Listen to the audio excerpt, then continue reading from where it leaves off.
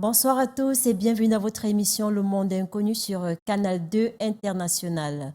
Au programme ce soir, vous aurez la chronique qui va se faire en deux parties, la réflexion et l'évocation, la page pratique, le SOS téléspectateur. Vos messages sont attendus au numéro qui va s'afficher au bas de votre écran. Je ne suis pas seule sur ce plateau, je suis avec le professeur, le célèbre professeur Herman Yeglipot qui est le concepteur de cette émission à qui je dis bonsoir.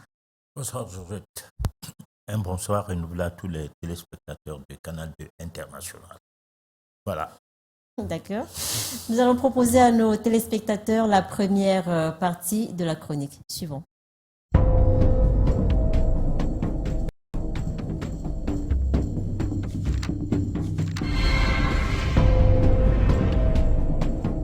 L'intellectualisme et le mysticisme. Première partie.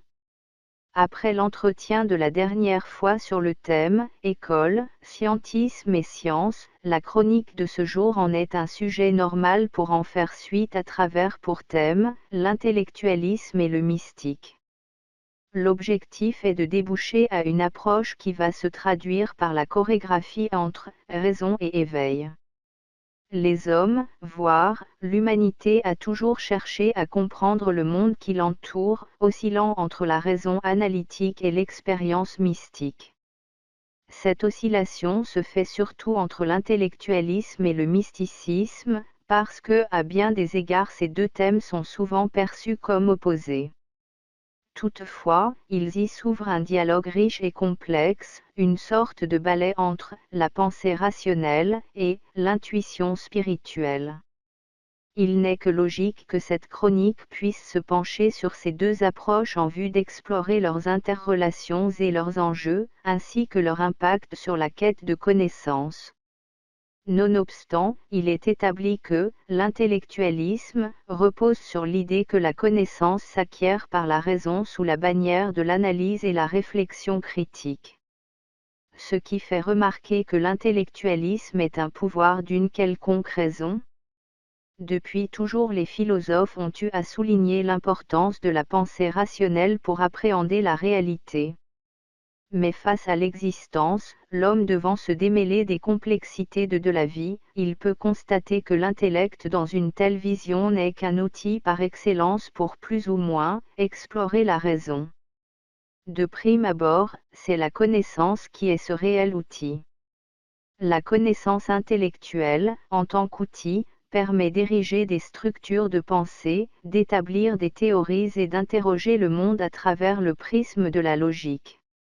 Dans le domaine des sciences livresques, autrement appelé le scientisme, une telle approche a permis des avancées significatives au profit de l'humanité. Mais elle peut également mener à une vision réductrice de l'existence, où les expériences subjectives et les émotions sont souvent négligées, car confuses. Face à tout ceci, et aux croisées de chemin, au-delà des limites de l'intellect, apparaît le mysticisme, à l'opposé de l'intellectualisme, là où les expériences transcendantales qui échappent plus d'une personne, souvent deviennent de plus en plus intéressants à la compréhension rationnelle. À ce sujet, il y a eu des témoignages des mystiques, comme ayant aperçu les moments d'une quelconque union avec le divin, les moments où l'univers transcende le langage et les concepts. Car il faut découvrir ce qui se cache chez l'être en termes de l'élévation spirituelle. Il s'agit des expériences mystiques souvent décrites comme des états d'éveil, où le praticien ressent une profonde connexion à quelque chose de plus grand que lui. Tout peut s'évaluer dès que l'on entre dans le chemin intérieur. Ce qui va remettre en question la primauté de la raison, née de la logique individuelle. Il est question de connaître par l'affirmative que certaines vérités ne peuvent être appréhendées que par l'expérience directe.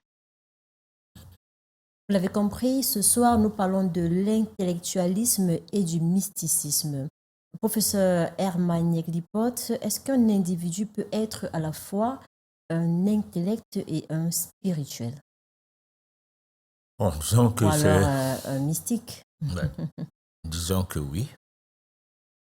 Bon, parce que ça dépend comment on définit l'intellect, Mm. l'intellectuel, et comment on définit le Mysticisme. mysticisme chez un individu. Mm. Bon, alors ça dépend. Là, à partir de là, on peut bien dire que tous ces attributs-là peuvent concerner une seule personne.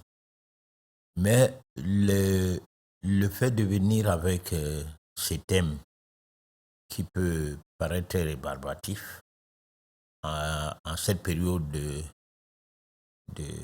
la rentrée scolaire, c'est pour susciter une curiosité chez les personnes qui vont à l'école,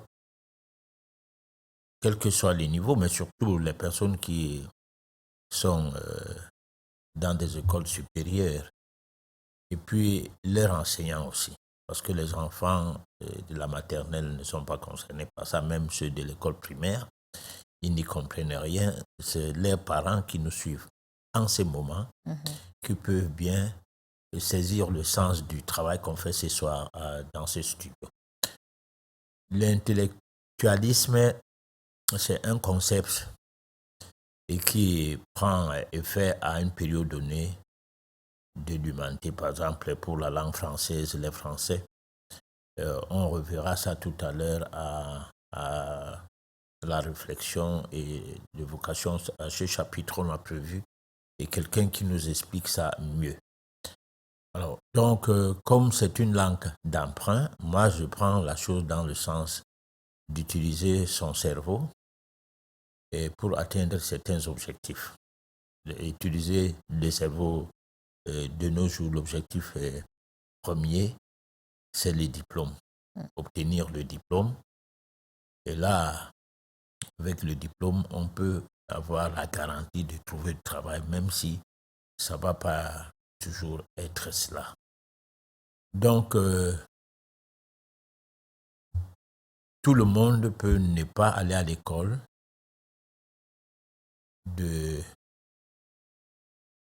classique, l'école qui versait dans la fabrication de l'intellect pour rendre quelqu'un intellectuel, comme s'il n'en était pas au départ, parce que il y a des risques que tout le monde soit capable de porter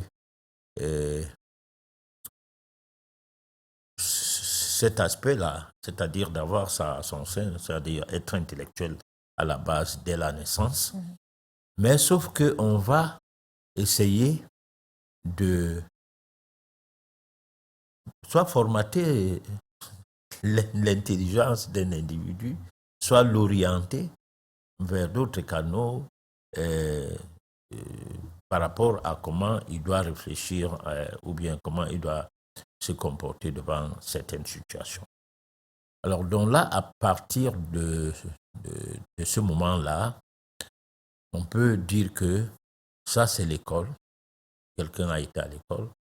Ça, c'est pas l'école parce que quelqu'un n'a pas été à l'école, supposant qu'il n'y a qu'une seule façon d'aller à l'école. Par contre, le mysticisme a son école aussi. Dans nos traditions anciennes, on enseignait les gens.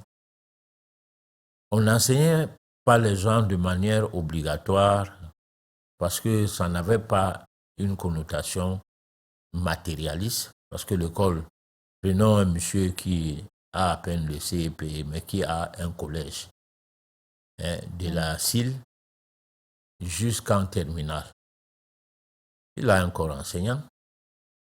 Il les paye ou qu'il ne les paye pas, il a son école, ça lui rapporte de l'argent. Oui. Lui, il se fout de l'école lui-même parce que il n'est pas là pour dire, bon, écoute, si un jour il arrive que dans telle matière, un de mes professeurs me tourne le dos, est-ce que je peux aller enseigner? Non, c'est un homme d'affaires dont le problème de la pédagogie et tout le concerne par rapport à ce que le ministre ou les ministères qui couvraient son école demandent, c'est-à-dire qu'il a quand même un cahier de charges qu'il doit observer, mais il observe ça à travers un directeur. Et ce directeur-là, lui, il n'est pas dans l'affaire comme si c'était un associé. Il est dans l'affaire comme un employé. Bon, mais maintenant, le fondateur de l'école, il doit avoir fait peut-être d'autres écoles que personne ne connaît. Dites-nous. Voilà, non, il peut avoir développé une école intuitive. Parce que là où il n'y a pas l'école livresque, il y a l'intuition qui se développe chez certaines personnes qui permet de gérer les gens qui étaient à l'école, qui n'arrivaient pas à s'auto-gérer, de gérer les gens qui ont des gros diplômes, mais qui butent devant certaines situations, parfois même les situations concernant même c'est pourquoi ils ont eu la formation.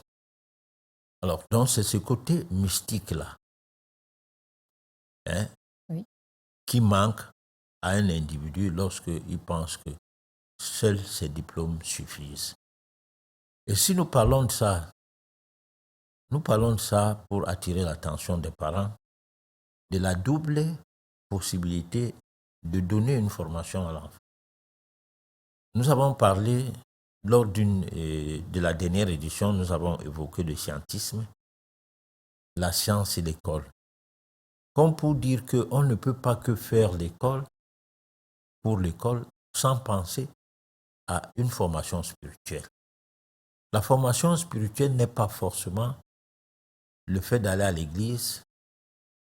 La formation spirituelle n'est pas forcément le fait de se mettre dans la logique morale, mais c'est un engagement qui va dans le sens à découvrir sa dimension spirituelle dans le sens de l'être intérieur, sa valeur, son rapport avec la vie qui sous-tend notre existence.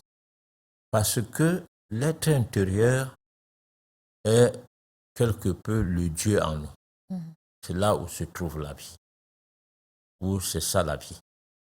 Alors, sans ce Dieu en nous, nous ne vivons pas. Supposons que quelqu'un fasse 2 jours, 3 jours sans respirer. Non seulement il n'est plus quelqu'un, mais il se décompose, il pourrit. Oui. Bon, donc il y a quelque chose de plus important en nous. Ce n'est pas notre corps. D'accord. Ce n'est pas notre cerveau. Ce n'est pas ce que nous pensons d'important, qu'on habille, qu'on lave et tout. Mais c'est ce que nous ne savons pas comment ça fonctionne. C'est-à-dire la vie en nous, par rapport à notre existence, nous devons faire des efforts pour la connaître. C'est-à-dire, nous devons faire des efforts à ce que nous soyons sûrs que nous vivons vraiment. Parce que si nous vivons de notre corps physique, si nous faisons l'école dans le but de matérialiser notre vie, d'être très important du point de vue matériel, se mettre dans une certaine classe des élites de ce monde, avoir tous les biens matériels. Alors, lorsqu'on décède, ça s'est dit, tout le monde le dit tous les jours, mais nous sommes toujours en train de se poser la question, est-ce qu'on sait pourquoi on dit ça? Lorsqu'on décède, on n'a rien. Si tu as une montre qui t'intéresse tellement de ton vivant, ou si tu avais, c'est pas quelque chose que tu aimais porter, une bague, un collier, ou c'est pas moi, une gourmette, tu l'avais acheté cher, et les gens qui viennent s'occuper de la dépouille que tu es devenu, c'est par là qu'ils commencent. Ils prennent d'abord ça. Parce qu'ils connaissent la valeur de ça puisque tu en parlais. Voilà. Et tu n'as plus ça. On ne te donne même pas la chance d'être enterré avec. Bon, maintenant, qu'est-ce que nous avons après que nous ayons vécu tout le temps que nous avons passé sur la terre, notre existence? Nous avons récolté quoi en mourant? C'est là où naît le principe de la réincarnation. Parce que le principe de la réincarnation, c'est quoi? C'est que si tu as bien vécu au cours de cette existence, bien vivre veut dire tu as suivi le chemin spirituel pour l'élévation de ton être intérieur. Bien vivre veut dire que tu as mis en pratique tout ce qu'il fallait pour ne pas détruire tes cellules déjà, en se garantissant d'une bonne santé, déjà physique, le bien-être. Et derrière ça, le développement de ton être intérieur, du moins l'évolution de ton être intérieur en termes d'évolution spirituelle. Quand on meurt, on renaît ailleurs en bénéficiant de cet acquis-là. C'est-à-dire que vous n'avez pas vécu pour rien, vous êtes mort avec quelque chose. On ne peut pas dire que vous êtes mort avec rien, comme celui qui a focalisé sa vie sur les biens matériels uniquement. Parce que tu peux construire des immeubles, tu peux bien faire des choses, mais après ta mort, tout ça tombe en ruine. Mais professeur Amouani, si après l'école, on a travail, on parvient à avoir une femme, des enfants, à avoir des immeubles et autres, ben, où est le problème? Non, je ne suis pas en train de fustiger. Dans la chronique, j'ai dit ceci. Parce que vous parlez du côté... Le scientisme a permis l'évolution. Le scientisme ne s'occupe pas du spirituel, c'est ça qu'on apprend à l'école. Mais notre côté spirituel, à quoi ça nous sert exactement? Là, vous parlez de la réincarnation, vous allez nous parler du karma. D'accord, mais quelqu'un qui a passé toute sa vie à aller à l'école, a passé peut-être 30 ans de sa vie à fréquenter, entre guillemets, l'école moderne, et qu'aujourd'hui, vous venez lui dire ton côté spirituel vraiment... entre guillemets, ça n'a pas évolué. Vous pensez qu'il va comprendre quoi de ça? À la limite, on va vous taxer même de sorcier. Comment faire comprendre aux jeunes que ce côté est vraiment plus important que le côté matériel? Bon, mais attends, mais nous n'avons pas intérêt à bagarrer avec ce jeune-là, comme pour dire que on va les convertir. Dans le cadre de cette émission, nous disons souvent qu'elle se veut éthique, c'est-à-dire donner une qualité de vie, parce que la vie n'est pas seulement quantitative, elle aussi, doit être qualitative. Bon, la vie quantitative, c'est tout ce qu'on peut amasser comme bien matériel. Dans toute chose, parce que souvent, si on dit à un malade de dire que l'état de c'est caca, permets-moi l'expression, s'il fait le caca quantitativement et qualitativement, il va dire, attends, qu'est-ce que ça veut dire le caca qualitativement? Mais ça veut dire qu'il ne constipe pas et qu'il n'y a rien de ce que serait la constipation en ce qui concerne sa vie. Et là, ça se comprend que lorsqu'on veut comprendre, parce que quelqu'un va te dire que lui, il fait les selles tous les jours et tout. Donc, dans la vie, il y a ce qui est qualité et c'est ce qui est quantité. La quantité relève de ce que on ne se pose pas la question de ce que deviendra son enfant après qu'il ait mis 30 ans à l'école et vous ne vivez plus. Parce que vous lui avez garanti déjà l'avenir pour avoir payé les bonnes écoles, l'expatrié à la limite, l'avenir est garanti. Mais l'avenir, c'est quelque chose de péjoratif parce que quelqu'un peut avoir tous les diplômes. Au lendemain de son dernier diplôme, qu'il décide, bon, cette année, je fais tel diplôme, je ne fréquentais plus. parce qu'il y a un poste de travail qui m'attend. C'est depuis 1 an que j'ai bâclé cette proposition et on m'a donné la permission de finir avec ce que j'avais à faire. Mais il ne va pas accéder à l'école, à ce travail. Il va décéder. La valise des diplômes devient la valise des papiers. Parce que ces diplômes-là ne servent à rien, à personne d'autre, sauf à lui. Lui, il ne vit pas. Il ne vit plus. Bon, il y a ce côté-là. Il y a un autre côté que dans certains pays, on peut acheter le diplôme, avoir toutes les unités de valeur universitaires, valider la licence. Pour le peu qu'on a eu à s'inscrire à une période donnée et qu'on ne value qu'il faut 3 ans pour avoir les diplômes, si tu peux t'arranger avec moins d'1 million, tu as ton diplôme final. Bon, tout le monde sait que tu as été à l'université. Pourquoi? Parce que quand on t'inscrivait, les gens t'ont vu. Tu peux venir même faire les travaux, diriger, pratique, je ne sais pas quoi, comment on peut appeler ça, de temps en temps. Dans zéro, ça tu ne comprends rien, mais quand même on te voit. Donc tu as les collègues. Bon, alors, maintenant, tout ça, la finalité de tout ça, c'est quoi? Celui qui a bien fait l'école, il a les diplômes pour avoir bien travaillé, n'est pas très différent de celui qui n'a pas les diplômes, qui a des diplômes, mais qui n'a pas vraiment fréquenté. Parce que il parlait bien français, il parlait bien anglais, ou la langue qui sous-tend ses diplômes. Mais au juste, la différence n'existe pas si on peut lui donner un poste de travail et il fait bien son travail comme l'autre. La différence n'existe pas s'il peut mourir, l'autre meurt. Tous les deux ont passé leur temps à croire sur le côté matériel de la vie.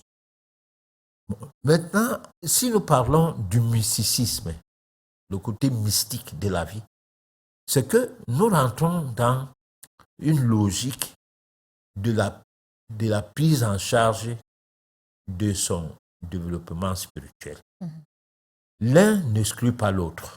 C'est-à-dire, le fait d'aller à l'école ne doit pas interdire à soi de voir les choses de ce côté, de l'autre côté.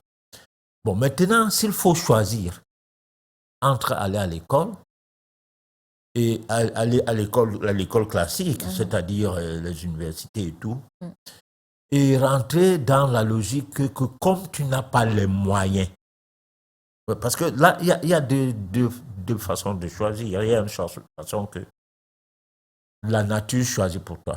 Comment? Tu n'as pas les moyens pour aller à l'école. Mais tu fréquentes quand même.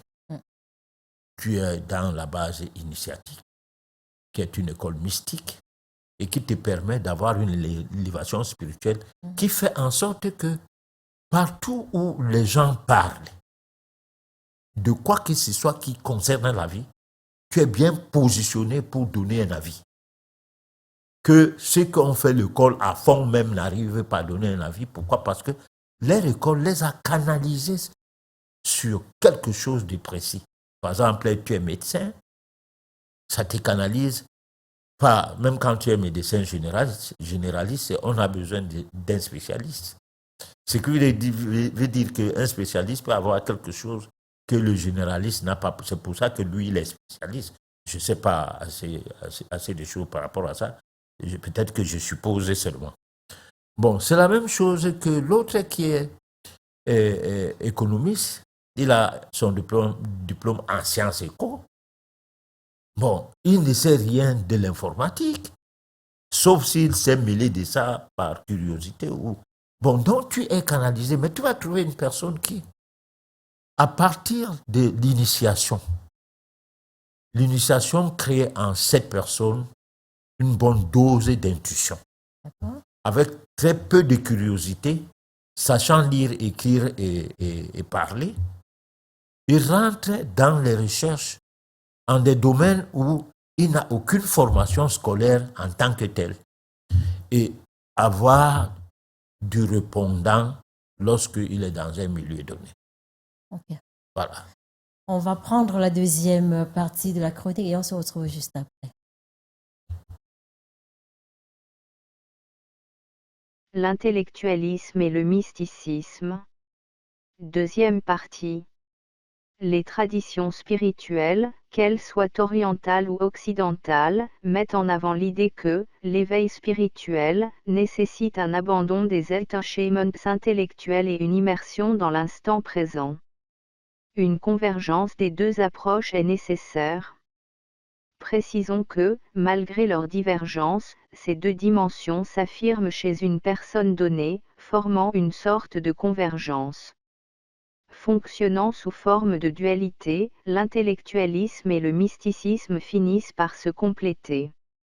Ainsi, sous le prisme de l'alchimie de la connaissance, la pensée rationaliste peut fournir des outils pour articuler et analyser des expériences mystiques, tandis que le mysticisme peut offrir une dimension profonde et vivante à une connaissance qui, autrement, pourrait devenir aride. Il est question de deux dimensions, arguant que la vérité ultime émerge d'un processus dialectique. Il faut se donner le temps par une détermination basée sur la réflexion. Cela constitue le premier pas dans cette recherche de la raison primaire des choses, derrière laquelle, en raisonnant, on dénichera la raison proprement dite, menant à la raison universelle. La réalité est alors perçue comme un tout organique, à savoir, la vérité. Pour y parvenir, il est nécessaire, à la croisée des chemins, d'aller là où l'intellect et l'esprit interagissent constamment. Cette vision suggère que la quête de vérité est une aventure à la fois intellectuelle et spirituelle, où chaque approche enrichit l'autre. Il ne faut donc pas négliger les défis à relever. Chez les contemporains, des défis se posent. L'évolution du monde, de plus en plus technologique et matérialiste, engendre une sorte de tension entre intellect et mystique. Pourtant, ces deux approches doivent se renforcer. L'intellectualisme peut parfois mener à une vision nihiliste, tandis que le mysticisme, de nos jours, est souvent brimé et laissé pour compte. On cherche alors à tout prix à l'ancrer dans une certaine rigueur intellectuelle pour ne pas sombrer dans le fanatisme ou l'irrationalité. Cette situation nécessite ordre et organisation pour distinguer ce qui est vrai de ce qui est apparemment vrai, d'où la quête d'équilibre. La recherche de l'équilibre entre ces deux dimensions est cruciale. Dans les pratiques contemporaines, on devrait observer des règles occultes conduisant chaque individu à son développement spirituel, par le canal de la méditation, par exemple. Il convient d'observer une tentative de réconciliation entre la quête de connaissances intellectuelles et l'expérience directe, favorisant l'épanouissement de l'âme humaine. La prise en compte de la psychologie transpersonnelle doit également permettre l'intégration des dimensions spirituelles dans un cadre psychologique solide, soulignant l'importance d'une approche holistique. Résultat, l'intellectualisme et le mysticisme, loin d'être opposés, peuvent enrichir notre compréhension du monde et de nous-mêmes.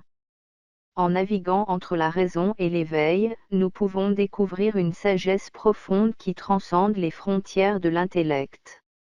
L'union de ces deux approches offre une voie vers une connaissance intégrale, où l'esprit et l'âme s'élèvent ensemble dans la quête éternelle de sens et de vérité. En embrassant cette dualité, nous pouvons espérer ne pas seulement comprendre la réalité, mais également expérimenter la beauté mystique de l'existence dans toute sa complexité. Professeur Herman Yaglipot, est-ce que la sagesse ancestrale privilégie le mysticisme sur l'intellectualisme et pourquoi?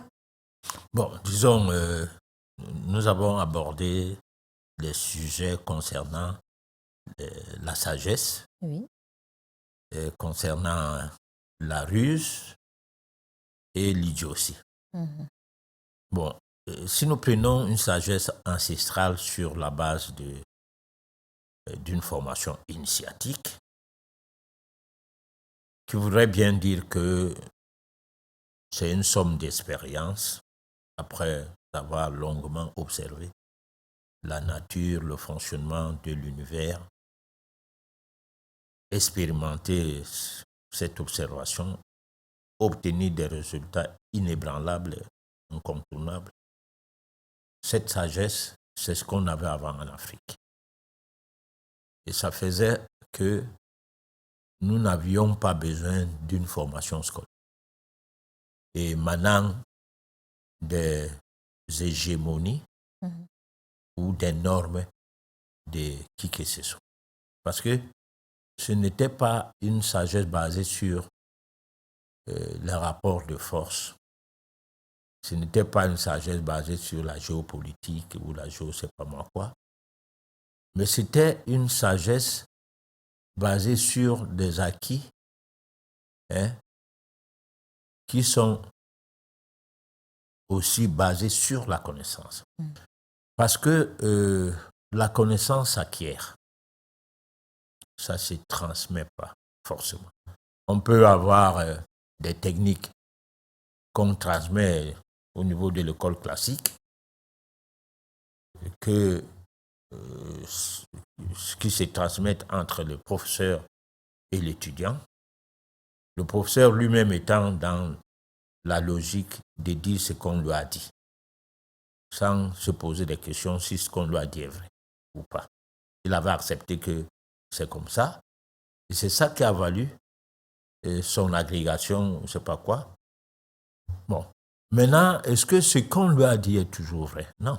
La preuve, au bout d'un moment, dans certains domaines comme celui de la médecine, par exemple, on va dire la science a évolué.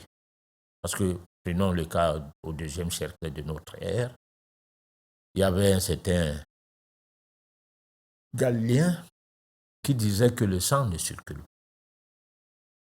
Et tout le long du temps, 2e, 3e, 4e, 5e, jusqu'au 15e siècle, jusqu'au 14e siècle, on tuait les gens qui osaient dire le contraire de ce que le super scientifique a dit.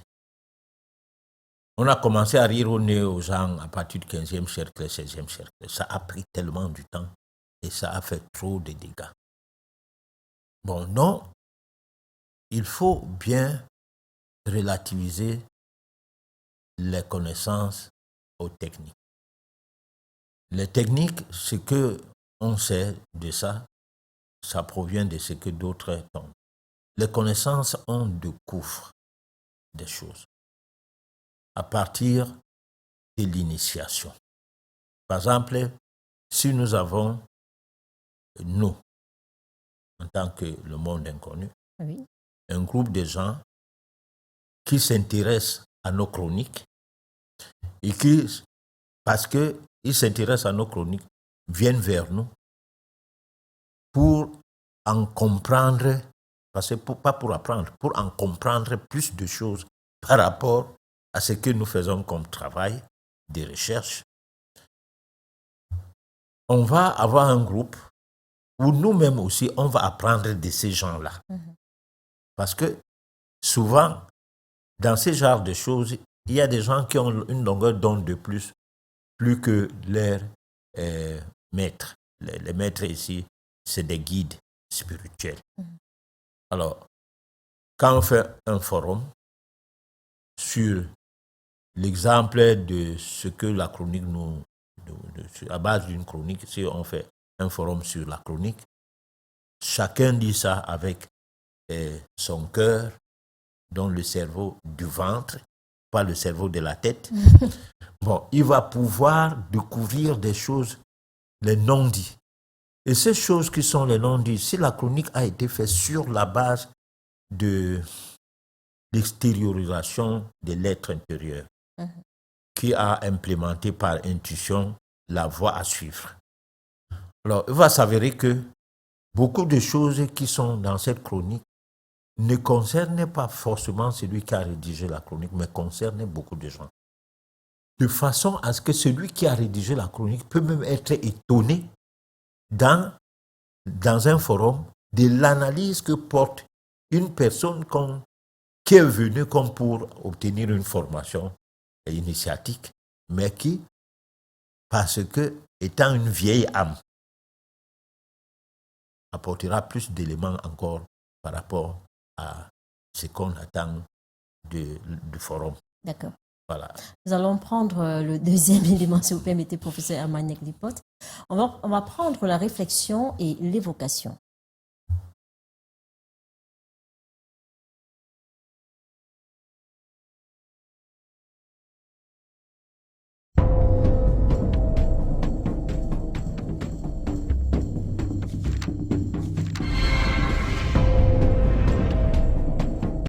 Bon, souvent, je n'aime pas beaucoup ce terme intellectuel. Parce que le Congo n'a pas d'intellectuel. Non, professeur, oui, monsieur, ça vous exagérez, hein? Nous avons des universitaires, des diplômés. Ils sont compétents, ils savent calculer les formules mathématiques, ils savent réciter les ouvrages, tous les ouvrages écrits dans le monde. Mais l'intellectuel, le vrai intellectuel, c'est celui qui trouve dans son intelligence, n'est-ce pas, des éléments pour résoudre les problèmes qu'il y a dans le pays. Or, dans ce domaine-là, vous savez que nous sommes dans l'échec, n'est-ce pas? Plus nous avons des ingénieurs, plus nous avons des coupures de courant, plus nous avons des trous dans les routes, plus nous avons des agronomes, plus nous importons les mauvais riz, hein, les mauvais poissons. D'ailleurs, n'est-ce pas? Plus nous avons des juristes, n'est-ce pas? Comprenez vous-même que tout le monde qualifie, comment tout le monde qualifie aujourd'hui la justice congolaise. Pourtant, nous avons énormément de juristes. C'est la faculté qui produit le plus au pays, n'est-ce pas? Plus nous avons des économistes, plus notre économie est fragmentée, on n'a pas d'économie. Quel paradoxe, ça c'est un paradoxe. Voilà, ce sont des paradoxes qui doivent nous faire comprendre que nous ne sommes pas sur la voie intelligente. Wow. Et que nous devons nous remettre en question, remettre en question ce qu'on a fait de nous pour que nous puissions nous construire comme intellectuels véritables. N'est-ce pas? Ce n'est pas parce que vous parlez bien français. J'ai suivi je pense le président du Mali, je pense, nos intellectuels aujourd'hui, si on décrète, n'est-ce pas? Si on décrète aujourd'hui que le français n'est plus la langue officielle au Congo, hein? Mais nous devenons tous des analphabètes. Qui sait parler correctement sa langue? Une grande réflexion. Voilà, écrire ça, pour que nous puissions, n'est-ce pas, répandre l'intelligence. Aujourd'hui, nous, les pseudo-intellectuels, n'est-ce pas? Oh, professeur, comment nous vous sommes... appelez pseudo-intellectuels? Oui, parce que nous n'avons pas encore résolu. Vous, par exemple, vous avez défendu votre thèse en 1983, je pense. Défendre une thèse n'est pas contribuer au développement du pays. N'est-ce pas? Défendre une thèse, d'ailleurs, c'est pour moi. Chacun qui défend sa thèse, hein, il cherche mais à on la met à la être place publique, non? etc. Non, ce que je voudrais vous dire, c'est que nous ne valorisons pas l'intelligence. N'est-ce pas? Or, c'est l'intelligence qui est la vraie richesse. Ce n'est pas le cuivre, ce n'est pas la grandeur, non, c'est l'intelligence. Bon, je vous donne un cas qu'on ne nous enseigne jamais. Vous savez que quand nous on était élèves, on nous disait le cas du Japon est inimitable. Ah bon? C'est ce qu'on nous disait. Et quand, je cite l'exemple de la Corée du Sud, qui a été, la Corée d'abord avait été colonisée par les Japonais, n'est-ce pas? Et dans la lutte de l'hégémonie entre les Russes et les autres, n'est-ce pas? On a scindé la Corée en deux. La Corée du Sud était dans un état piteux par rapport à nous. Et dans les années 70, Mobutu a fait des dons de bancs à la Corée du Sud. N'est-ce pas? Dans leur musée, c'est clair, dons d'Isaïe. N'est-ce pas? Et un général a pris le pouvoir. Il a dit, nous changeons de paradigme. N'est-ce pas? Les autres nous disent de travailler 8 heures par jour. Mais nous, nous changeons de paradigme. Nous travaillons 16 heures par jour. Nous devons rattraper les retards. Nous devons rattraper les retards. 16 heures par jour. N'est-ce pas? Et 16 heures par jour, il a obligé des gens de travailler 16 heures par jour. Et Professeur Hermaniel Lipote, un commentaire par rapport à cet élément? Bon, disons C'est riche. qu'il n'y a pas de commentaire. Hein. D'accord, c'était la réflexion. Non, on peut parfois commenter, mais deux fois, quand on pense que la personne a suffisamment dit des choses, notre commentaire va plutôt désorienter les gens. Tout à Parce fait. que les gens, si on dit réflexion et évocation, ça veut dire qu'on laisse le soin aux gens de réfléchir par rapport à ce qu'ils ont écouté parfois. C'est nécessaire. D'accord. Nous prenons le prochain élément qui est la page pratique.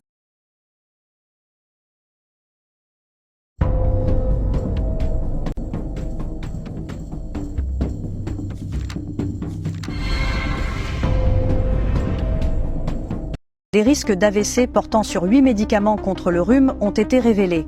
En effet, ces médicaments vendus sans ordonnance et disponibles dans toutes les pharmacies font l'objet d'une alerte de l'Agence nationale de sécurité du médicament en raison de risques graves pour la santé. Ces médicaments à base de pseudoéphédrine débouchent le nez, mais l'ANSM met en garde contre des risques importants, tels que des infarctus, des AVC, des convulsions, des troubles de la vision, des réactions cutanées et des syndromes neurologiques, même pour une utilisation à faible dose. Face à la gravité des accidents et de la persistance des cas, l'ANSM déconseille donc fermement l'utilisation des médicaments suivants: Actifade Rhume, Actifade Rhume jour et nuit, Dolirum paracétamol et pseudoéphédrine, Dolirum pro paracétamol pseudoéphédrine et doxylamine, Humex Rhume, Nurofen Rhume, Rinadvil Rhume ibuprofène pseudoéphédrine, Rinadvil Caps Rhume ibuprofène pseudoéphédrine. Par ailleurs, l'agence met en garde contre l'utilisation simultanée de ces comprimés et de sprays nasaux contenant d'autres molécules vasoconstrictrices, soulignant qu'une telle combinaison augmente le risque. Informez donc vos proches en partageant cette alerte.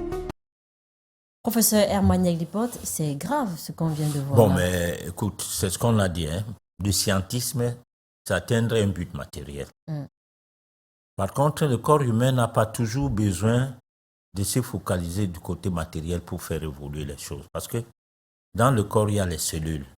Oui. Et les cellules ne doivent pas être considérées comme quelque chose qui n'intéresse pas le monde médical. Parce que, quelque peu, on parlait de la pathologie. La pathologie est souvent liée à l'anatomie. L'anatomie veut dire le corps physique, en fait. On est préoccupé par ça. Et c'est cette préoccupation qui fait que le médicament est plus important que les conseils à donner à un malade. Ou le médicament est même plus important que la recherche de la cause ou la causalité. Qu'est-ce qui t'a rendu malade? Parce que quand on cherche dans qu'est-ce qui t'a rendu malade, la cause primaire de ta maladie, on peut ne pas te donner le médicament, mais te donner des conseils. En essayant de voir comment aider l'organisme à s'en sortir au moment où tu arrives là. Bon, là, on n'est pas en phase avec ce genre de discours que dont nous venons de suivre là tout à l'heure, parce que c'est un discours, on ne sait pas si c'est vrai ou c'est faux. Nous, on n'est pas à la base de ce que elle dit. Ça peut être vrai, ça peut être faux, mais ce qui est sûr, c'est que quand on pense que la santé égale le médicament, alors là, ça devient un problème de scientisme et non du mysticisme. D'accord. Voilà. Après, chacun doit faire appel à son intuition. Voilà. Parce que le mysticisme, c'est l'intuition. D'accord. Voilà. Chers téléspectateurs, c'est votre moment. Vos messages sont attendus au numéro qui s'affiche au bas de l'écran. On va prendre le SOS téléspectateur.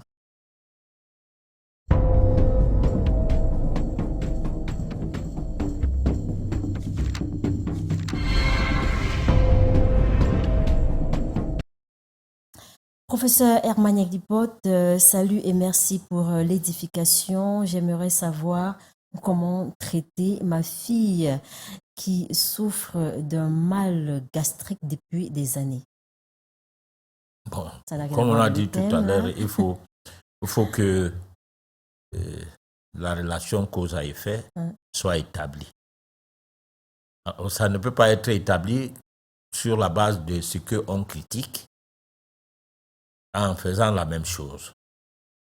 Qu'est-ce qui a fait que l'enfant et le mal gastrique. Si on trouve la cause, on peut conseiller à ce que la chose là ne soit plus... parce que souvent, on a des causes sur des comportements répétitifs. Alors, dès qu'on arrête avec ce genre de comportement, peut-être le comportement peut être sur le plan alimentaire, ça peut être sur le plan de ce qu'on consomme comme boisson et tout, et que l'organisme de la personne n'adhère pas à ces ingrédients qui y entrent. Ça n'arrive pas à biodégrader certains composants et tout. Et puis ça crée une situation de troubles permanents. Alors là, on a beau se soigner, on continuant à faire les mêmes choses, même si le traitement est efficace, comment il ne donne rien. Voilà par exemple une des situations. Donc c'est mieux que les personnes qui souvent pensent que on peut leur donner des conseils, appellent après l'émission, qui nous expliquent bien la cause, même s'ils ne connaissent pas la cause, qu'on échange. Et comme ça, on va l'aider à rechercher la cause. Voilà. Mais, professeur Emmanuel Lipote, très souvent, on ignore la cause et même que des fois, ça ne vient pas du coup, ça vient progressivement. La maladie? Oui, on n'écoute pas son corps. C'est souvent un peu compliqué quand on n'a pas l'œil de l'initié, qu'on n'a même pas les bribes de l'initiation. On a remarqué que les maladies qui viennent instantanément sont faciles à guérir. Oui. Si par exemple vous chopez une infection urinaire, vous pouvez facilement, directement intervenir. On peut facilement trouver une solution. Si vous avez une infection, c'est pas moi, une blessure, bon, on peut facilement vous aider, ça marche. Mais si vous avez quelque chose à l'interne dans l'organisme qui s'est préparé des années, des décennies, par exemple le cas des maladies dégénératives ou bien des maladies cardiovasculaires, le diabète, l'hypertension et tout, ou même le cancer. Parce que souvent quand on dépiste le cancer, il est déjà là depuis. Il peut être là par le biais de la consommation des aliments.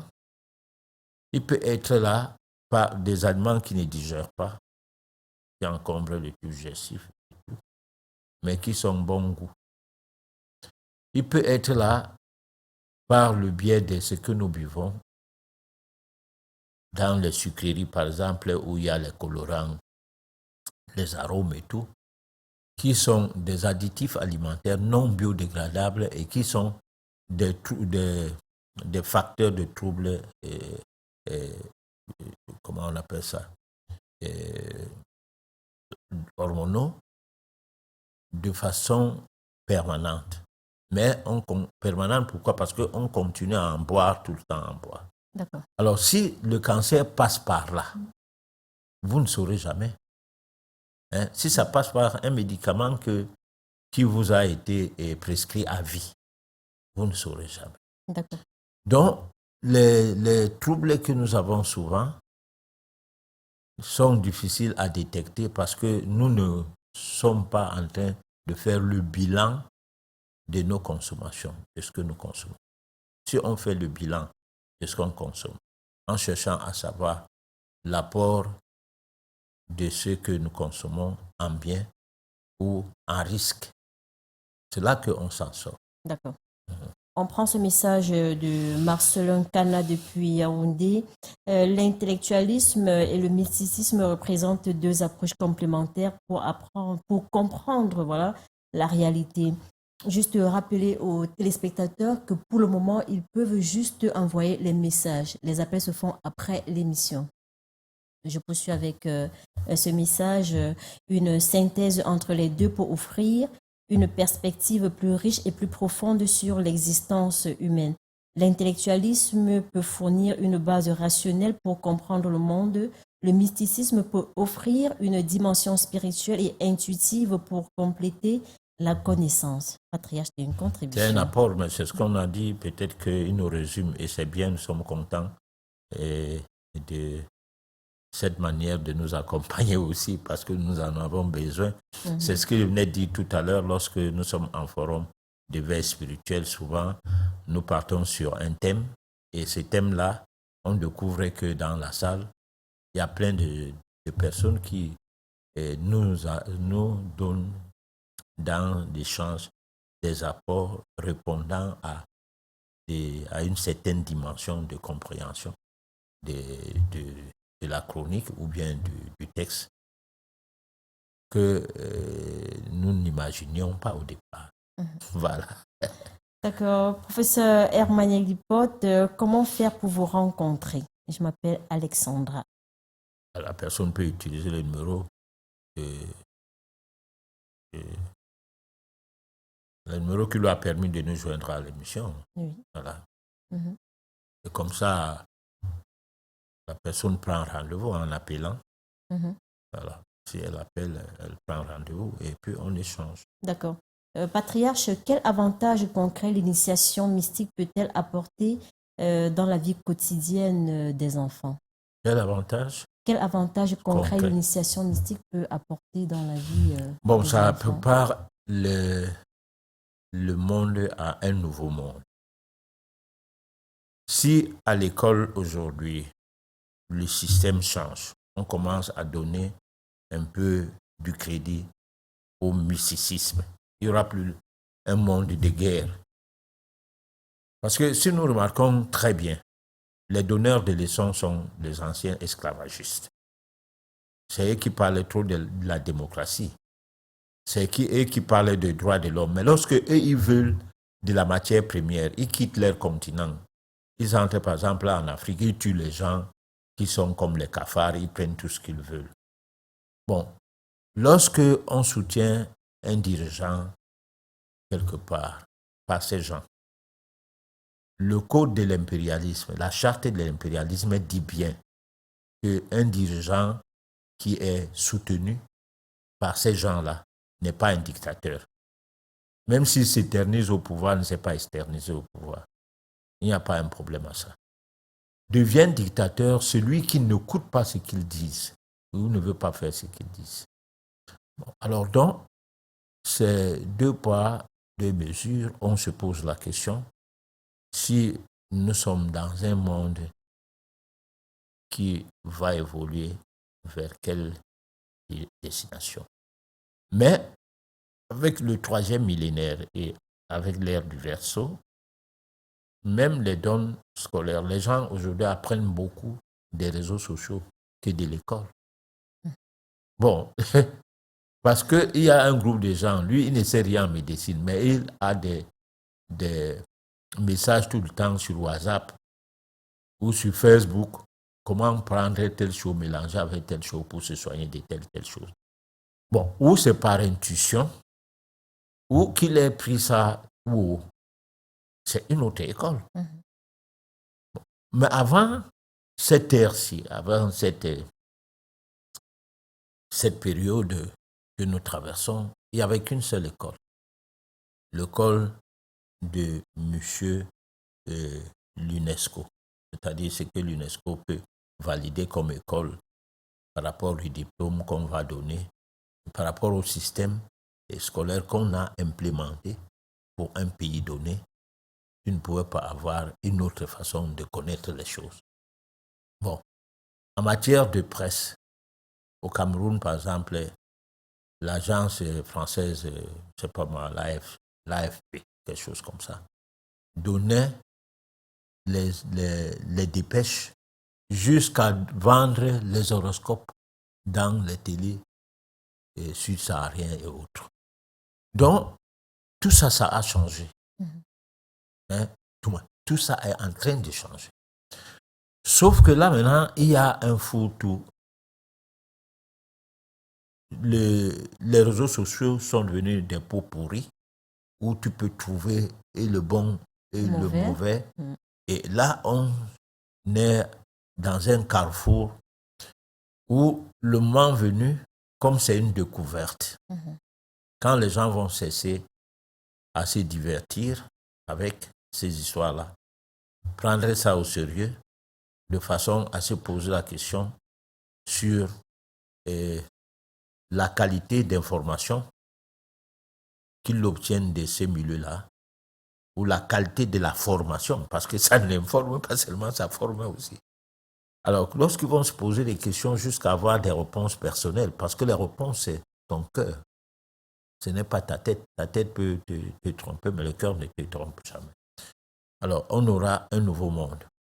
Un monde où les va-en-guerre, que sont les Européens, les Occidentaux et tout, ne gèrent plus ce nouveau monde.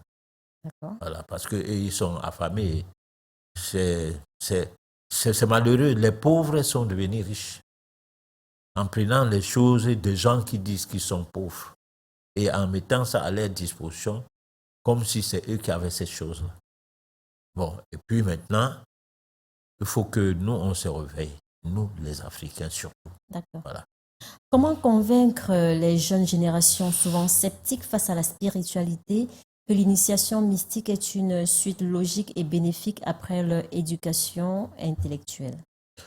Là, c'est encore une petite difficulté, mais si on voit le nombre de personnes qui sollicitent la voyance aujourd'hui, on commence à comprendre quelque chose. Parce que moi, avec mon âge, il y a un temps, quand tu disais à quelqu'un que tu fais la voyance, la nouvelle part partout, tu es barré, tu es mal barré.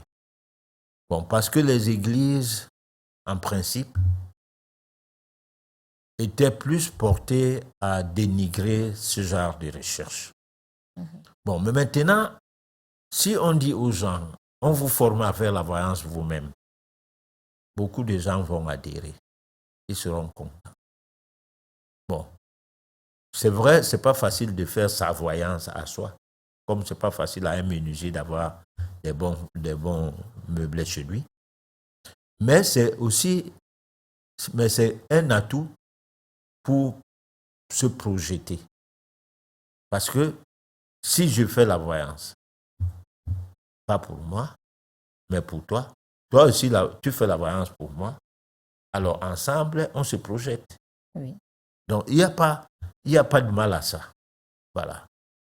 D'accord. Patriarche, j'aimerais m'alimenter selon vos conseils. J'ai 28 ans. Bon, mais je n'ai pas à refuser cela. Ça m'honore.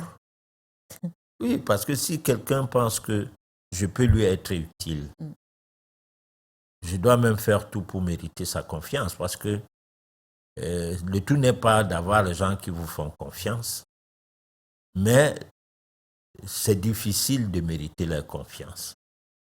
Et mériter la confiance des gens, ça veut dire que aller dans le sens à voir chez eux éclore un certain bien-être.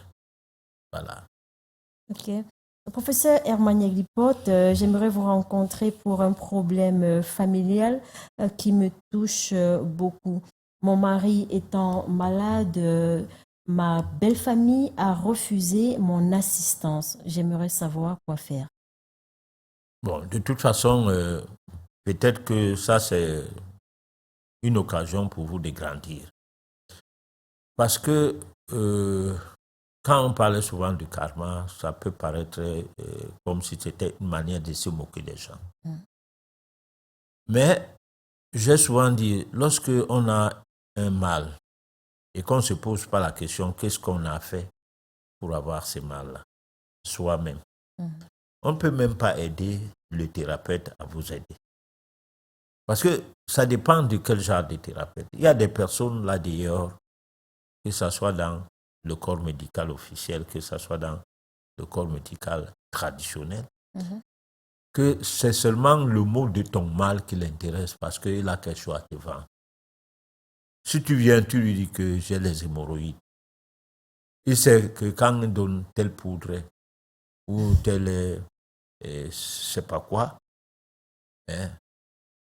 on applique à la partie anale et tout. Allez, c'est fini. Ça marche. C'est ce qu'il dit.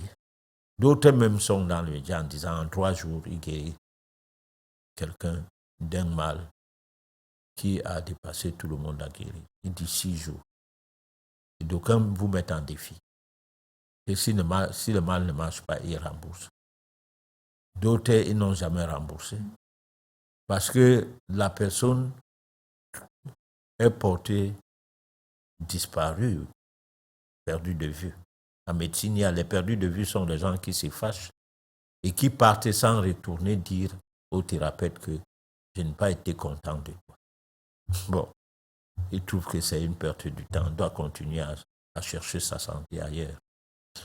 Bon, donc, tous ces phénomènes-là doivent être quantifiés pour voir comment orienter la vie des gens. Parce que lorsque on est socialement porté à s'occuper de l'ensemble des personnes dans la collectivité, on a des devoirs et des obligations de résultat, quand bien même c'est très compliqué. C'est pourquoi il faut être trop sérieux dans l'écoute des plaintes des gens. Parce qu'il y a des gens qui sont malades, ils n'ont pas de maladie, ils n'est malade en rien, mais il est malade. Comment ça? Mais oui, mais c'est parce qu'il se plaint de quelque chose que lui, il fait tout le temps, sans savoir que c'est ça qui lui rend malade. Donc, il n'est pas malade. Il suffit seulement qu'il arrête de faire ce qu'il fait. Allez, son corps commence à réagir autrement. Ça peut être quoi, par exemple? L'ignorance. Non, je veux dire, qu'est-ce que cette personne peut être en train de faire qui le rend malade, qui ne devrait pas? Mais non, il y a plein de trucs que nous faisons. On peut avoir un exemple? Non, il y a plein de choses que nous faisons. La Personne n'est en santé. Tu consommes les aliments, tu consommes des aliments, à un moment donné, tu ne digères. Et pour toi, tu ne digères pas, surtout qu'officiellement, si on fait 3 jours, en 3 jours, on fait une fois les selles, c'est qu'on a digéré. Bon, métaphysiquement, on doit faire les selles en fonction de comment on mange. Bon, c'est-à-dire, si tu manges, d'abord, il y a des risques que plus tu remplis l'estomac, plus tu n'arrives pas à faire les selles. D'accord. Bon, donc tu dois d'abord faire les nécessaires pour que tu aies des quantités de nourriture raisonnables. D'accord. Et puis, la fréquence en alimentation, par exemple, prendre 3 repas par jour, peut être nuisible pour la santé d'un individu, et peut-être pas pour l'autre. Ou bien pour tout le monde, mais avec des fréquences telles que la nuisance de cette pratique se présente tôt chez une personne et tard chez l'autre. Voilà, donc. Mais, professeur Herman Yegliport, cette dame doit faire comment? Est-ce qu'elle doit insister pour porter secours à son mari? C'est quand même son mari. Qu'est-ce qu'elle doit faire? Bon, mais attends, si elle pense qu'on peut l'aider, c'est pas interdit qu'après l'émission, elle appelle. C'est ça. Parce que professeur, nous, on peut ne pas l'aider directement, mais on peut lui apporter des conseils en l'écoutant minutieusement. Parce que dans le cadre des échanges avec des malades, il y a un côté psychosomatique. Le côté psychosomatique veut dire que on va, dans les échanges, se retrouver à écouter des choses dont personne n'imaginait que ces choses qu'on écoute là seraient en rapport avec la maladie. Parce que la maladie, officiellement, est pathologique. C'est quelque chose qui se plante quelque part. Ou des fois, on fait des recherches, toutes les analyses sont négatives. On ne sait pas quoi faire. Bon, mais en échange psychosomatique, on va percer l'abcès. d'accord. Voilà. Justement, on a un message allant dans ce sens de Gadi qui dit ça fait 2 mois aujourd'hui qu'il est malade et après plusieurs examens, on lui dit qu'il ne souffre de rien, on ne voit pas le mal et puis on lui demande de rentrer, d'aller juste rester à la maison. Bon, mais alors... Mais pourtant, il souffre, professeur. Oui, mais on a eu des cas comme ça. Il y a tous ces cas-là, c'est les cas qu'on rencontre régulièrement où quelqu'un a même physiquement présente une pathologies. Par exemple, ton ventre est gonflé, il durcit. Tu n'arrives pas à faire les selles. Et puis, à un moment donné, tu t'affaiblis. Tu n'arrives plus à parler. À un autre moment, on constate que aucune analyse ne sort quelque chose qui peut permettre aux prescripteurs de médicaments de te prescrire vraiment les médicaments qui correspondent à ton problème. Donc le problème est inconnu. Mais pour finir, il prescrit quand même les médicaments. Parce qu'il y a certains malades qui me disent souvent que on lui a prescrit les produits, à un moment donné, il a arrêté de les boire parce qu'on n'a rien vu. Et pourquoi prescrire les produits? Bon, alors maintenant, si on prend à l'écoute du malade, de manière psychosomatique, on va déceler ses péchés mignons. Et on va s'attaquer à ça. Il y aura un retour à l'ordre. Voilà. Professeur. Et là, on n'a pas besoin d'examen. Oui. Puisque les examens ont échoué, et toi qui l'écoutes là maintenant, parce que j'entends avec des jeunes journalistes et les interventions des corps médicaux officiels et tout, parler des problèmes de doses, parler des problèmes de diagnostic, parler des problèmes de ceci, de cela. Bon, mais là où le diagnostic est absent, c'est-à-dire le médecin lui-même, il est pris au dépourvu parce que tous les examens qu'il a octroyés, qu'il a réclamés, ont été payés jusqu'au scanner. On ne voit rien. Bon, le tradithérapeute, qui lui n'était pas à l'école, qui écoute seulement et qui guérit la personne. Jusque-là, on dit qu'il a guéri la personne par hasard. Vraiment, là, j'ai ri seulement. Et puis, tu vois, ça fait un groupe de gens, parce que universitaires, et parce que dans ce qu'on appelait, dans ce que nous sommes en train de faire ce soir comme travail, parlant de l'intellectualisme, on ne voit que le côté scientiste, même pas le côté scientifique, parce que celui qui guérit ces cas-là, lui, il a pratiqué la science. Sa science lui permet de savoir déceler les choses rien qu'avec le coup. Ou alors d'utiliser son scanner qui est la voyance, qui lui permet de savoir qu'il y a une main noire qui est passée par là. Et puis, comment taper la main là pour l'enlever? Et lui connaît. C'est tellement facile. Oui, non, lui, chez lui, c'est facile, puisque le cas qui était rendu un cas de condamné à mort. Oui. En sortant de l'hôpital. Tu as fait l'Europe, tu as fait partout. Tu es revenu au Cameroun pour attendre. Quelqu'un te dit, va quand même. On meurt avec les produits dans la bouche, on ne meurt pas la bouche fermée. Va quand même à tel endroit. En fait, on te porte, on t'amène quelque part parce que toi, tu ne parles plus. Bon, on te donne de quoi se purger, de quoi boire, de quoi les vomitifs même, tout. Au bout d'un moment, tu commences à ouvrir les yeux, regarder aussi les gens, comme si tu venais de renaître. Alors, lui, il a sa science.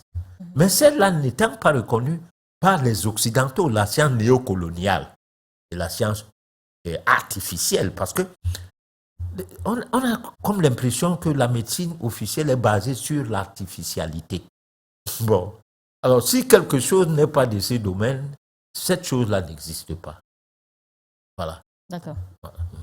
Professeur Hermaniel Duport, pensez-vous que cette dualité entre l'intellectualisme et le mysticisme doit être rétablie dans nos sociétés modernes? Bon, moi je ne sais même pas qu'est-ce qu'on entend par moderne. Parce que prenons un intellectuel dans le domaine de la santé, c'est un domaine que je peux parler de ça pour que les gens comprennent. Peut-être que je peux avoir raison de m'appuyer sur ça comme un exemple. Oui. Quelqu'un qui, je disais tout à l'heure, qui renvoie un être humain au quartier pour aller mourir. parce que il n'a pas appris à comprendre ce genre de troubles. Bon, attends. Comment on peut qualifier ça? Donc, il y a un problème de fond. C'est de changer le système scolaire. Mais le système scolaire ne peut pas changer tant que on dit en affaires, il n'y a pas de sentiment. On parle d'êtres humains. Oui, en professeur affaires, il n'y a pas de Hermaniel sentiment. Lipote. On ne donne pas le médicament à quelqu'un pour guérir. Mm. Hein, quand on dit paracétamol, on dit calme les maux de tête. Hein, et arrête la fièvre. On ne dit pas que ça guérit.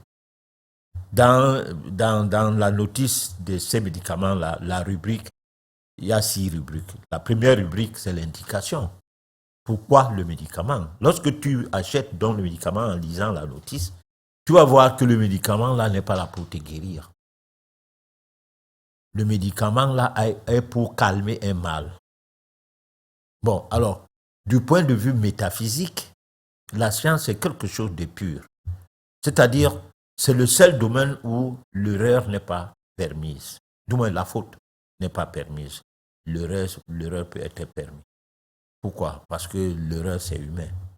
Mais la faute, c'est qu'on n'a pas fait un effort pour surpasser la dimension de ce qui serait devenu une faute. Hein? Oui. Voilà. Professeur Hermaniel Lipote, on va continuer avec ce message qui nous dit comment une personne, après avoir terminé son parcours scolaire, peut-elle se reconnecter à l'aspect mystique de la vie par l'initiation? Mais l'initiation, c'est un autre domaine. Tu ne peux pas aller au village, tu peux vigner le vin de palme. Tu vois le palmier à huile. Tu ne sais pas par où on commence. Tu dis que tu auras le vin de palme. Non. Tu entres là-bas, on t'apprend aussi. Hein? Bon, là-bas, peut-être c'est pratique, c'est direct. Mais il y a la théorie. C'est une théorie pratique. C'est-à-dire, on te dit que tu peux vigner ça en haut, comme tu peux couper la tige, ça tombe. Et on te montre comment on fait pour arriver jusqu'au niveau où le vin peut sortir. Voilà. Donc, tu es en initiation, tu es en formation. Puisque c'est grâce à ces vins-là que tu vas payer les factures pour scolariser tes enfants. C'est grâce à ces vins-là que tu auras aussi un certain équilibre matériel. Donc, tu étais à l'école. Et une école qui te permet d'agir directement. Donc, partout, il y a l'école. L'école n'est pas seulement là où il y a le tableau, encore qu'avant, c'était le tableau noir. Maintenant, c'est le blanc avec les feutres. C'est le tableau blanc avec les feutres. Mais avant, c'était le tableau noir. Ce qui montrait que même là-bas, ça a changé. Mais pourquoi vouloir qu'il y ait seulement l'école là où on fait comme les autres? Non. D'accord. Patriarche, mes enfants ont 15 ans, 18 ans et 22 ans. J'aimerais bien les envoyer dans une école initiatique. Comment faire? C'est des choses qu'on peut parler hors antenne. Il y a des écoles initiatiques, mais il faut bien que on s'entretient bien avec ces enfants parce que l'école initiatique a un côté sombre. C'est-à-dire? C'est qu'il faut apprendre à l'enfant à méditer dès le bas âge. Tout comme on l'a appris à prier, qu'on peut inverser maintenant, on dit à la place de la prière, c'est la méditation. C'est le côté... Oui, c'est son côté sombre, c'est de changer complètement de paradigme, d'amener l'enfant dans un paysage formatif qui ne ressemble en rien de ce qu'il connaît depuis, par exemple, quelqu'un qui a 21 ans. Il peut bien dire à son père que ce genre de choses, moi, je ne suis pas dedans. Hein? Bon, pourtant, le petit enfant, si ils doivent croiser les bras, les pieds, hein, selon une posture de lotus où on peut dire que ses pieds sont encore flexibles, il le fera et il calera à le faire tout le temps, en vieillissant pour le faire. Par rapport à quelqu'un qui a déjà le rhumatisme et qu'on lui demande de croiser les pieds en forme de lotus. Cette posture va l'embêter. Des fois, il va éprouver les difficultés du fait de ces difficultés à travers les douleurs. Il sera déconcentré. Il faut lui donner plutôt une position où, par exemple, s'asseoir sur une chaise et de déposer ses mains sur les genoux. Et puis lui apprendre maintenant comment respirer et lui expliquer la valeur de la respiration et l'amener à faire dans cette pratique tout le temps. Bon. S'il accepte, c'est bon. Mais s'il n'accepte pas ou les distrait, parce que ce genre de choses, c'est pas rentrer dans ses habitudes. C'est comme les joueurs de football. Il y en a qui, après, en fin de carrière, continuent à courir tout le matin. Bon, tu ne peux pas le voir avec un gros ventre. Malgré qu'il mange tout ce qu'il peut manger. Bon. Contrairement à l'autre joueur qui, dès que le sport finit, il dort jusqu'à 10 heures, même jusqu'à midi. Bon. Voilà. Ok. Professeur Herman Yeglipote, quand on vous entend parler, vraiment, on a comme impression qu'il n'y a pas une école initiatique qui soit ouverte au grand public. Il y a des écoles initiatiques ouvertes au grand public, mais c'est, bon, comment je peux dire, ne demande pas à un gouvernement néocolonial de donner l'autorisation des médicaments traditionnels de mise sur le marché, l'AMM. Non. Parce que le distributeur de médicaments est celui-là qui a fabriqué l'État qui gère l'indépendance de ce pays-là. Bon, donc les écoles initiatiques ne sont pas possibles de s'ouvrir au grand jour comme des écoles. Ça fonctionne comme les associations. Bon, et ces associations-là sont autorisées et distillent un enseignement, parfois qui n'est pas connu, de l'autorité étatique, du genre à valider les modules. Simplement parce que comment on va valider les modules sur des choses qu'on ne connaît pas? Moi, j'ai voulu ouvrir une école pour enseigner la voyance à une époque. Je suis allé au ministère de l'Emploi et de la formation professionnelle. Oui. On a barré le dossier là. Dites-nous pourquoi, patriarche. Oui, mais parce que bon, tu viens avec quelque chose. Demander à quelqu'un de te donner l'autorisation sur quelque chose que lui-même ne connaît pas comment ça fonctionne. mais ça fait rire. Et moi, je les ai compris quand j'ai discuté avec les cadres de ce ministère de l'époque, à l'époque. Bon, on a ri ensemble. Voilà. D'accord. Ce n'était pas c'était pas le mauvais cœur. C'est pour qu'on autorise quelque chose. Vous voyez, les postes politiques ne sont pas des postes du genre que parce que tu es président de la République, tu as fait un concours. Hein? Oui. Et tu as eu quoi? Ou bien tu as eu une formation qui t'a donné un diplôme. Et c'est diplôme. Non, c'est électif. On t'a élu. Bon, maintenant, il faut que tu sois entouré des cadres administratifs et que ces cadres administratifs-là soient à même de t'accompagner. Et ils ne peuvent pas t'accompagner dans des choses qu'eux-mêmes ne comprennent pas.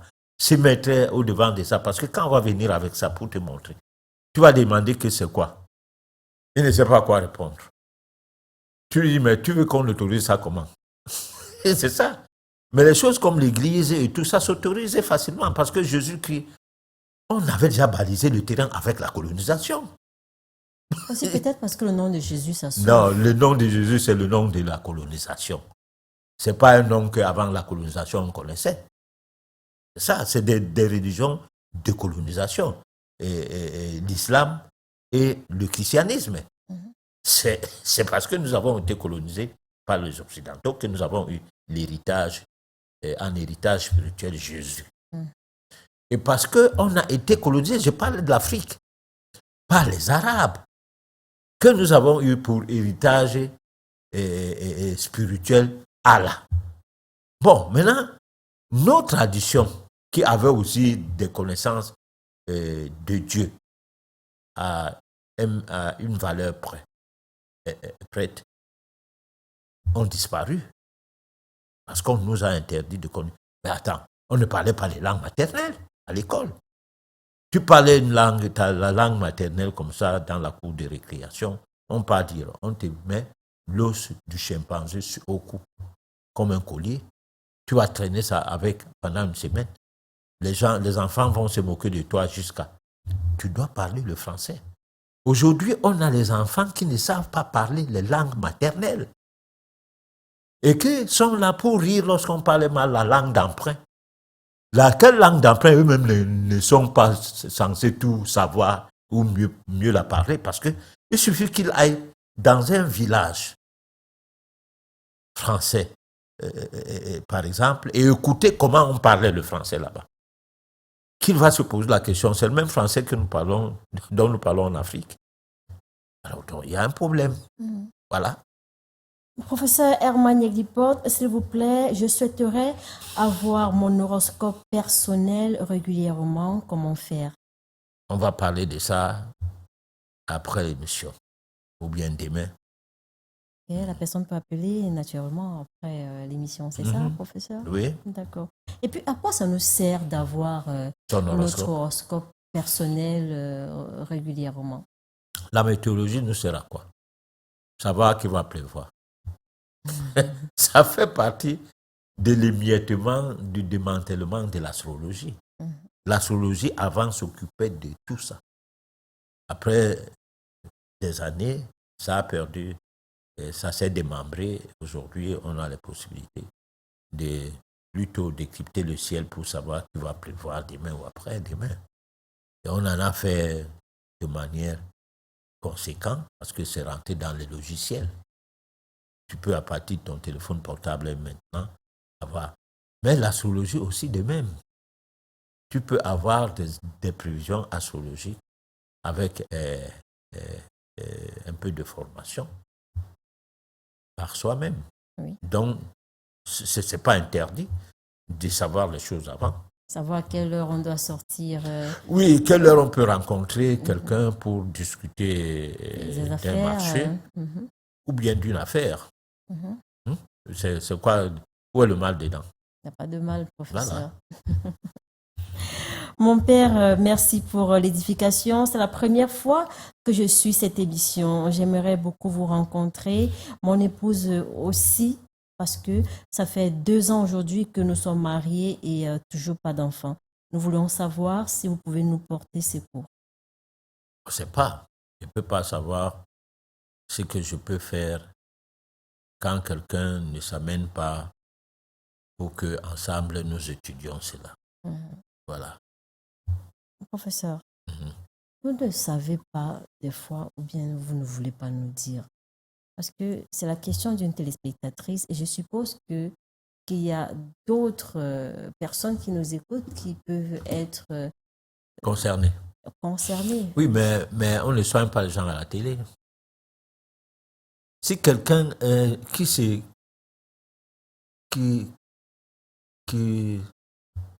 se gêne pour un problème, finit toujours par trouver la solution, une réponse. Mais si tu peux juste appeler, voilà, on te dit oui, viens vite, et que tu ne viennes même pas, tu vas rire. Parce que toi, en fait, tu n'avais même rien, mais tu voulais seulement voir si la personne là est assise là même pourquoi. Parce qu'il y a des gens, ils l'appellent comme ça ou bien ils font un message, mais c'est pour amuser la galerie. C'est ça. D'accord. Professeur Herman Nieglipote, depuis que nous avons intégré la nouvelle maison, mon mari, moi et les enfants avons beaucoup de problèmes. J'aimerais savoir ce qui se passe. Bon, avant, on n'entrait pas dans une maison sans la prêter. Comment on fait pour prêter? Oui, mais 3 jours ou 4 jours avant, on doit laver la maison avec des produits naturels. Comme quoi, par exemple? Bon, comme ce que je ne sais pas, mais je parle quand même. Bon, on doit laver la maison avec des produits naturels. On nettoie le sol. Et puis, on ramasse, du moins, on entraîne tout ça avec à grand eau. On entraîne tout ça dehors. Et la serpillière qu'on doit utiliser, on doit utiliser ça avec des gants. Les pieds, on doit mettre les bottes. Le seau qu'on a utilisé, tout ça, et les gants et la serpillière et tout ça là, on détruit. Et les bottes aussi? Tout ça, on détruit. Yeah. Oui. Bon, là maintenant, on entre dans la maison, on s'installe, comme quoi toutes les vibrations négatives de cette maison sont élaguées. C'est tes vibrations personnelles, les vibrations avec ton époux, ton épouse et tes enfants, seuls viennent maintenant remplacer ce qu'il y avait comme vibration avant. Voilà. Est-ce qu'il y a des paroles qu'on doit prononcer pour... Oui, mais c'est un rituel. Si c'est un rituel, normalement, on prononce les paroles. Ça. Comme quoi, par exemple? Bon, mais on n'est pas en train de faire le rituel. Je savais que vous diriez ça. Mais c'est juste pour aider les gens, hein, professeur. Parce que vraiment, Oui, mais il y a des gens, lorsqu'ils intègrent la nouvelle maison, un professeur, c'est tellement compliqué et puis ils n'ont pas connaissance de toutes ces choses. Ils ne savent pas qu'il faut gérer avec les 4 éléments, par exemple l'air, l'eau, le feu, la terre. Ils n'ont aucune connaissance. Mais Joseph, si toi tu as une recette, tu donnes, non? Professeur, bon. On va prendre Regarde, message. il faut dire une chose. Il y a des choses que si tu dis à quelqu'un, il ne fait pas. Pourquoi vous dites ça, patriarche? Mais attends, je pratique la médecine holistique, naturelle, 47 ans. J'ai quand même si je suis bête comment, il y a quand même la routine.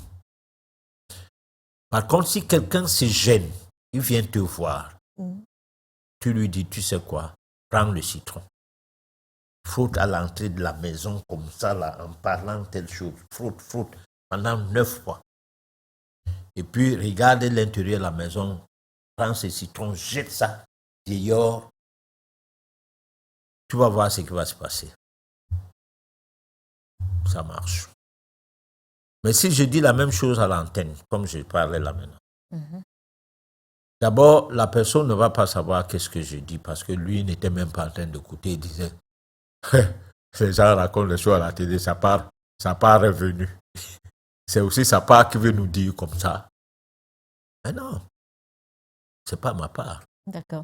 C'est quelque chose que peut-être celui qui est dans le besoin, en pratiquant, va ressentir que ça marche. D'accord. Voilà. Professeur Herman Nieglipote, nous sommes arrivés au terme de cette édition. Est-ce qu'on peut avoir votre dernier mot de ce soir?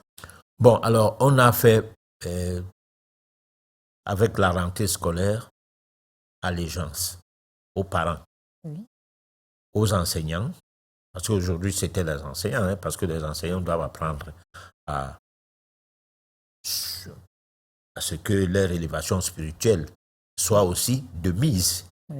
Et puis aux enfants des grandes écoles qui se préparent avec les rentrées universitaires, que l'école seule ne suffit pas dans un sens, mais ça serait bien de jumeler les deux aspects, l'aspect intellectualisme et l'aspect mysticisme. Ce serait intéressant. Bon, maintenant, à partir de la semaine prochaine, on va passer à d'autres préoccupations avec le concours de certains de nos téléspectateurs qui voudront bien nous communiquer des thèmes qui solliciteraient qu'on en débatte ou qu'on étudie et qu'on en étudie les tenants et les aboutissants sont disponibles à ça. Voilà. Merci infiniment, professeur Herman Yeglipot, de nous avoir édifiés ce soir. Merci à vous, chers téléspectateurs, de nous avoir suivis du début jusqu'à la fin. Donnons nos rendez-vous mardi prochain dès 23h. D'ici là, portez-vous bien.